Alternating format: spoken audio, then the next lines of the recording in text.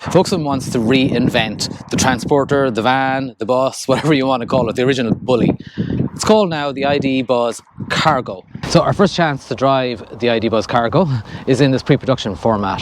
That explains all this swirly paint on it. Now, if you've got a plumbing business and you like the look of it, I'm sure Volkswagen will oblige, but today it doesn't really matter too much what it looks like. And most people won't buy this because of how it looks. They might like the image, but most of them will be just want it because they want to go electric. Now, Volkswagen tells us that they're going to try and price it so it is competitive with existing diesel vans. It might even come in at about €50,000. Sounds like a lot, but bear in mind that the capacity, it's got a range of probably 400 kilometers or so, and the power output. There's a motor in the back, 150 kilowatts, which is 204 horsepower. It's plenty of go. It's got an amazing turning circle, actually. It's got a lot going for it. It's all very well what it looks like with swirly paint and everything. We're here to drive it, so I'm going to go out and drive it and tell you a bit more about it. Our first drive is at the wheel of an ID.Buzz Cargo, which is actually the van version.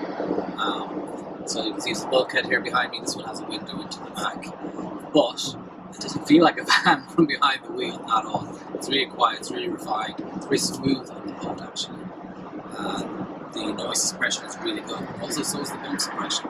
It just rides nicely. I mentioned earlier, initially the ID.Buzz would come with the 77 kilowatt hour battery pack from the ID.4 and the Enyaq, etc.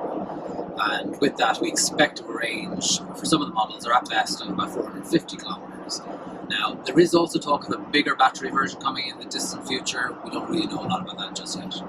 It's immediately obvious. It's just how smooth and refined it is on the roadway. If you're hitting speeds, 100 kilometers an hour.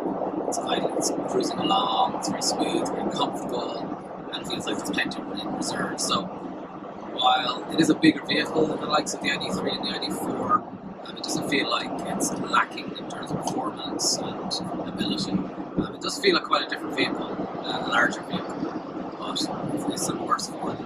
The ID.Buzz Cargo will come with quite a few different options for the low bay in the back. It'll fit 2 Euro pallets, of course, and then there's various other options like you can fit through loading underneath the seats depending on which configuration you have, and various other options as well for racking and rails in the back, etc. I have it in the B mode for extra brake energy regeneration mode, and it's not very strong effect actually. It is similar to the ID.4, but it's not identical. So that's our first look at the ID.Buzz Cargo. If you're in business and you're looking to go electric, which everybody is, let's face it, it's going to make a really interesting option. Really looking forward to seeing how it's priced.